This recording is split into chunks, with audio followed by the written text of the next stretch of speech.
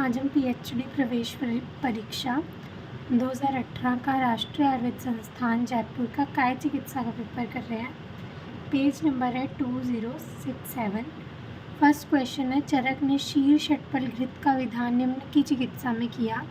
तो शीर षटपल घृत इनमें से किसके लिए यूज़ किया उन्होंने? कुष्ठ, शोथ, शोष या फिर गुल्म। तो किसके लिए किया है? गुल्म के लिए शीर षटपल घृत का। ठीक है। उसके बाद है, चरक ने उद्धृत वेणु यव के प्रयोग से चक्रपाणि दत्त ने निम्न अर्थ ग्रहण किया। इंद्रियव का, वंश बीज का, विद्यासार का या फिर कुलत का। तो किसका? वंश बीज का। क्रव्यान मासम रस अभ्यास किन रोगों में अग्रय आहार है? क्रव्यान मास किन रोगों में अग्रय आहार मतलब श्रेष्ठ किसमें? ग्रहणी दोष, शोषहर्ष, ग्रहणी दोष, शोथहर्ष, ग्रहणी रक्तपित्त या फिर ग्रहणी दोष। तो किसमें है? ग्रहणी दोष, शोष और अर्श। उसके बाद चरक अनुसार मालती के नव कुसुम किस योग के घटक हैं? मालती के नव कुसुम मतलब नए फूल किस योग के घटक हैं? बाहुशाल गुड़, मध्वासव, कल्याणक गुड़ या फिर कल्याणक घृत के। किसके हैं? कल्याणक घृत के। कंस हरित की योग में त्रिसौगंध्य क्या है? सुगंध वाला केसर, दालचीनी, केसर, पदम केसर और नाग केसर, त्वक, केला, तेजपत्र, लवंग, जायफल या फिर जावित्री। तो किसके हैं ये? त्वक, केला और तेजपत्र मतलब त्रिसौगंध्य क्या है? त्वक, केला और तेजपत्र कंसरीत में। उसके बाद चक्रदत्त ने हस्ती कर्ण पलाश का लेप किस रोग में निर्देश किया है? हस्ती कर्ण पलाश अंतर्वृद्धि में, गलगंड में, अपची में या शलीपद में। तो किसमें किया है? गलगंड में। वर्धमान पिपली में उत्तम मात्रा में वृद्धि कर्म क्या है? 3 पिपली प्रतिदिन वृद्धि, 5 पिपली प्रतिदिन वृद्धि, 10 पिपली प्रतिदिन वृद्धि या फिर 6 पिपली प्रतिदिन वृद्धि। तो क्या है? 10 पिपली प्रतिदिन वृद्धि। कृष्ण आद्य मोदक का प्रयोग किस रोग में निर्दिष्ट है? ग्रहणी दोष, शोष, शलीपद या फिर पांडु। तो किसमें है हमारा? शलीपद में। कृष्ण आद्य मोदक का शलीपद में। चरक में मधुपर्णे आदि तेल का प्रयोग निर्दिष्ट है कुष्ठ रोग में, वात शोणित में, वात व्याधि में या विसर्प में। तो किसमें है? वात शोणित में। ठीक है। मधुपर्णे आदि तेल किसमें है? वात शोणित में। ठीक है। रिवाइज करते हैं। चरक ने शीर षटपल घृत का विधान निम्न में से किसकी चिकित्सा में किया? तो गुल्म में। चरक ने उद्धृत वेणु यव के प्रयोग से चक्रपाणि दत्त ने निम्न अर्थ ग्रहण किया। वंश बीज। क्रव्यान मास रस अभ्यास किन रोगों में अग्रय आहार है? ग्रहणी दोष, शोष और अर्श। चरक अनुसार मालती के नव कुसुम किस योग में के घटक द्रव्य हैं? कल्याणक घृत। कंस हरित की योग में त्रिसौगंध्य क्या है? त्वक, केला और तेजपत्र। चक्रदत्त ने हस्ती कर्ण पलाश का लेप किस रोग में निर्दिष्ट किया है? तो किसमें किया है? गलगंड में। हस्ती कर्ण पलाश का। वर्धमान पिपली में उत्तम मात्रा में वृद्धि कर्म क्या है? 10 पिपली प्रतिदिन वृद्धि।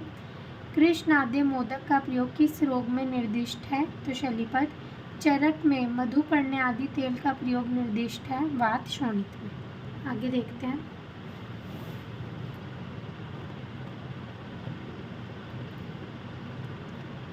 आगे हृदयगत वात की चिकित्सा में चरक ने निर्दिष्ट किया है।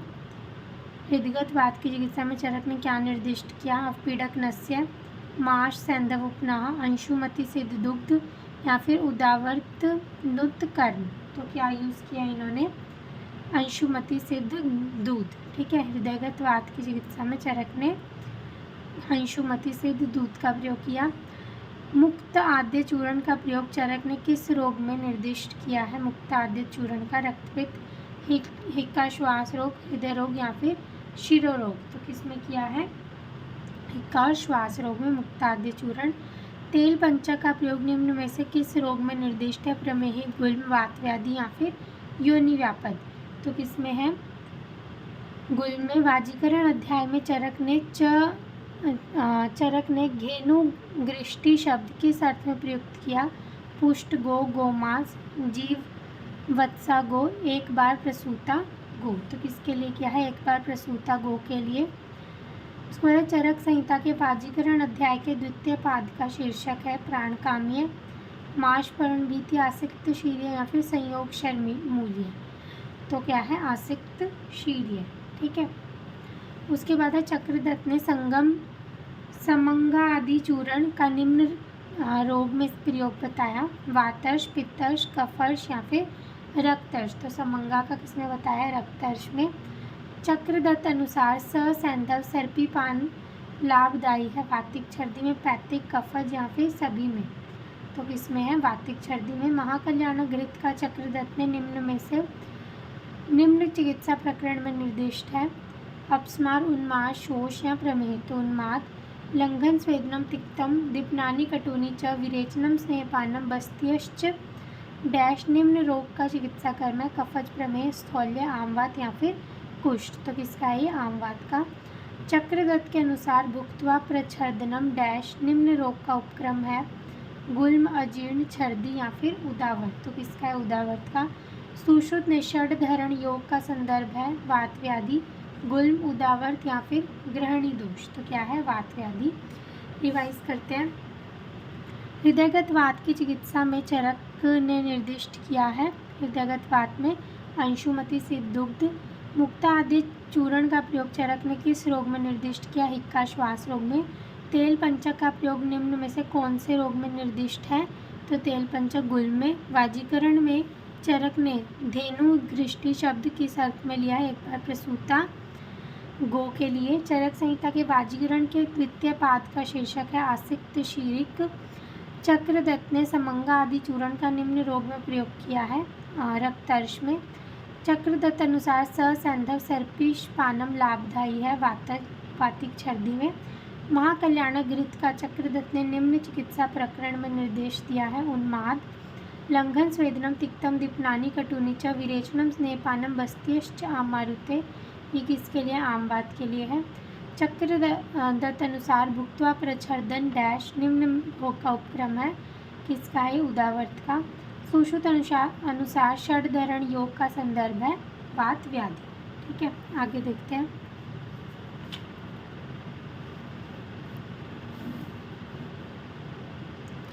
चरक ने विसर्ग को निम्न वर्ग में परिगणित किया है, शाखानुसारी, मध्य मार्ग अनुसारी, कोष्ठ अनुसारी या कोष्ठ शाखा अनुसारी। तो इसमें रखा है इन्होंने कोष्ठ शाखा अनुसारी।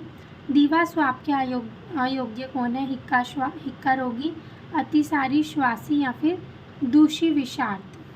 तो कौन है अयोग्य, दूषी विषार्थ।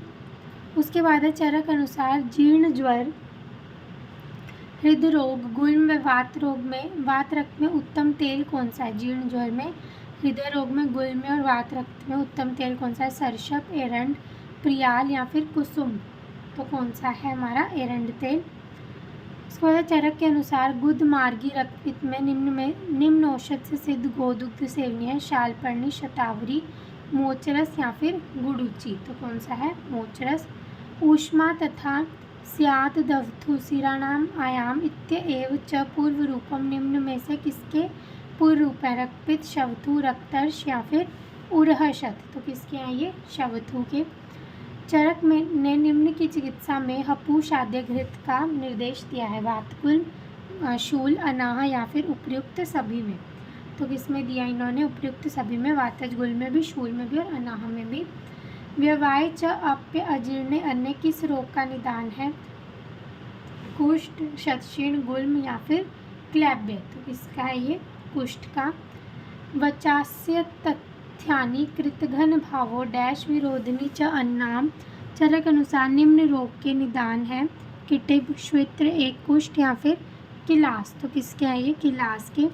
राज्य क्षमा के चतुर्विध भेदों के एकादश लक्षणों में प्रत्येक लक्षण है, वेग अवरोधजन्य, साहसजन्य, क्षयजन्य या फिर विषमाशनजन्य। तो किसका है, विषमाशनजन्य का।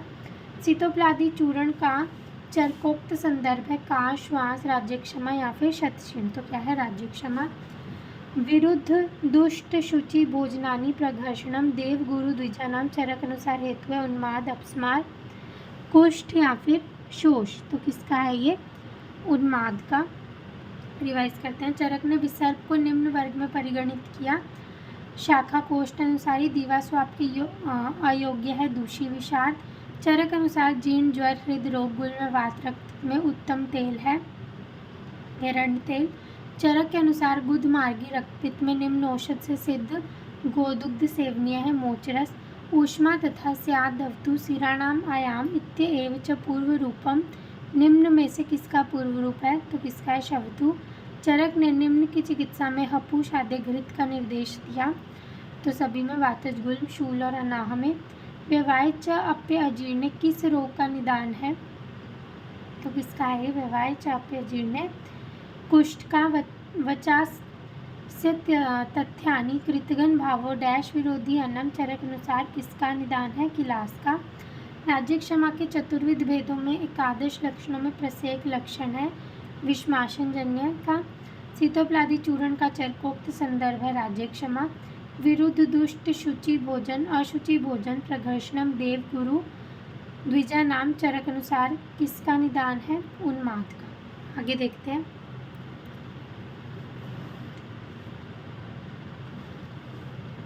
अष्टांग संग्रह के अनुसार ऊष्म स्वेद के प्रकार हैं 2, 5, 4 या फिर 8। तो ऊष्म स्वेद के कितने प्रकार हैं? 8 प्रकार अष्टांग संग्रह के अनुसार। चरक के अनुसार सोमराजी विपाचित या वागु है। पिपासा घनी, संग्राहिणी, विषघनी या फिर विषम ज्वर घनी। तो कौन सी है ये? विषघनी। अष्टांग संग्रह में निम्न की मज्जा छर्दी त्रिट कास में लाभकारी है। मतलब किसकी मज्जा जो है वो छर्दी में, त्रिट में और कास में, मतलब त्रिट मतलब तृष्णा और कास में लाभकारी है। बादाम, कोल, आम्र या फिर जामुन। तो किसकी? कोल की। चक्रदत्त में उदावर्त रोग में निम्न आयु वर्ग के बालकों के लिए चतुरंगुल का प्रयोग किया गया है। 6 से 16, 4 से 12, 8 से 12 या फिर 4 से 16। तो चतुरंगुल का प्रयोग किया गया 4 से 12 वर्ष की आयु वालों के लिए। आचार्य चरक ने अणु तेल नस्य की मात्रा कितनी निर्दिष्ट की है? 6 बिंदु, आधा बिंदु, 1 पल या फिर आधा पल। तो चरक ने कितनी की है? आधा पल। सुश्रुत अनुसार भक्त द्वेष मुख स्रावो गुद दाह प्रवाहिका निम्न में से किसके लक्षण है? अति स्निग्ध, सम्यक स्निग्ध, हीन स्निग्ध या फिर उपयुक्त में से कोई नहीं। तो क्या है? अति स्निग्ध के। सुश्रुत अनुसार आलेप निम्न प्रकार प्रयोग करना चाहिए? प्रतिलोम, अनुलोम, दोनों या फिर कोई नहीं। तो कब कैसे करना चाहिए? प्रतिलोम। चरक संहिता में वर्णित संकर स्वेद में क्या अर्थ ग्रहण किया जाता है? पिंड स्वेद, परिषेक, करशु या फिर प्रस्तर। तो क्या आएगा इसमें? पिंड स्वेद। आचार्य सुश्रुत के अनुसार शिरोविरेचन स्नेह नस्य की मध्यम मात्रा क्या है? 4 बिंदु, 6 बिंदु, 8 बिंदु या फिर 1 बिंदु। तो कितनी है? 6 बिंदु। चरक अनुसार निम्न स्थान पर स्वेदन कर्म निषेध है? नेत्र, स्कंद, कर्ण या फिर नाभि। तो किस पर है निषेध? नेत्र पर। चरक के अनुसार निम्न रोगी अनुवासन बस्ती के अयोग्य है? नवज्वर, अर्श, प्लीहा या फिर उपयुक्त सभी। तो किसमें? उपयुक्त सभी। नवज्वर, अर्श और प्लीहा सारे ही अनुवासन के अयोग्य हैं। रिवाइज करते हैं। अष्टांग संग्रहकार के अनुसार ऊष्म स्वेद के प्रकार हैं 8। चरक के अनुसार सोमराजी विपाचित या वागु है विषघनी। अष्टांग संग्रह में निम्न की मज्जा छर्दी, त्रिट और कास में लाभकारी है। तो किसकी मज्जा यूजफुल होती है? कोल की। चक्रदत्त में उदावर्त रोग में निम्न आयु वर्ग के बालकों के लिए चतुरंगुल का प्रयोग किया गया 4 से 12 वर्ष। आचार्य चरक ने अणु तेल नस्य की मात्रा कितनी निर्दिष्ट की है? आधा पल। सुश्रुत अनुसार भक्त द्वेषमुख स्रावो गुद दाह प्रवाहिका निम्न के लक्षण अति स्निग्ध के। सुश्रुत अनुसार आलेप निम्न प्रकार प्रयोग करना चाहिए? प्रतिलोम। चरक संहिता में वर्णित संकर स्वेद से क्या अर्थ ग्रहण किया जाता है? तो संकर स्वेद से किया जाता है पिंड स्वेद। आचार्य सुश्रुत के अनुसार शिरोबस्ती स्नेह नस्य की मध्यम मात्रा कितनी है? तो कितनी है? 6 बिंदु। चरक अनुसार निम्न स्थान पर स्वेदन कर्म निषेध है? किस पर निषेध है हमारा? नेत्रों पर। चरक के अनुसार निम्न रोगी अनुवासन बस्ती के योग्य है अयोग्य है? नवज्वर, अर्श और प्लीहा। आगे देखते हैं।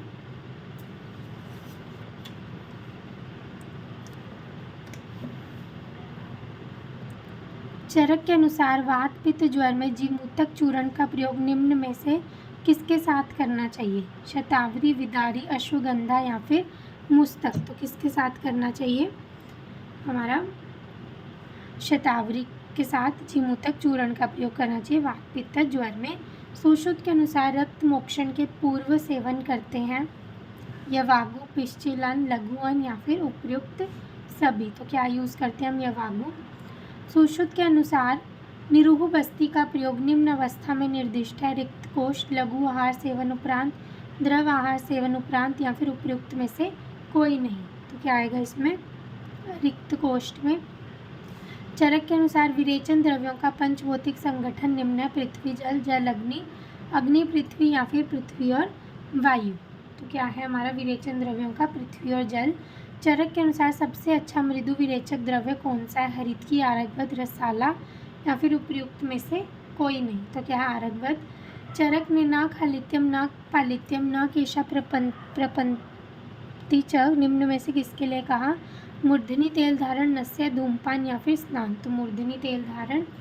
दोषा कदाचित कुप्यंती जिता लंघनम पाचने किसका संदर्भ है। चरक सूत्र 15, 18, 16 या फिर 19। तो किसका है ये चरक सूत्र 16 का। चरकोक्त कर्म साहवा निम्न का पर्याय है। सप्तला, चरकोक्त चर्म साहवा किसका है। सप्तला का, शंखिनी का, कोशातकी का या फिर वत्सक का। तो किसका है सप्तला का। रिवाइज करते हैं। चरक के अनुसार वात पित्त ज्वर में जिमूतक चूर्ण का प्रयोग निम्न में से किसके साथ करना चाहिए। तो किसके साथ करना चाहिए हमारा शतावरी के साथ। सुश्रुत के अनुसार रक्त मोक्षण से पूर्व सेवन करते हैं यवागु। सुश्रुत के अनुसार निरूह बस्ती का प्रयोग निम्न अवस्था में निर्दिष्ट है। रिक्त कोष्ठ। चरक के अनुसार विरेचन द्रव्यों का पंचभौतिक संगठन है पृथ्वी और जल। चरक के अनुसार सबसे अच्छा मृदु विरेचक द्रव्य कौन सा है। आरगवत। चरक ने न खालित्यम न पालित्यम न केशव प्रपंति च निम्न में से किसके लिए कहा। मूर्धनि तेल धारण के लिए। दोषा कदाचित कुप्यंती जीता लंघनम पाचने का संदर्भ है। चरक सूत्र 16। चरकोक्त चर्म साहवा निम्न का पर्याय है। तो किसका है सप्तला। Thank you.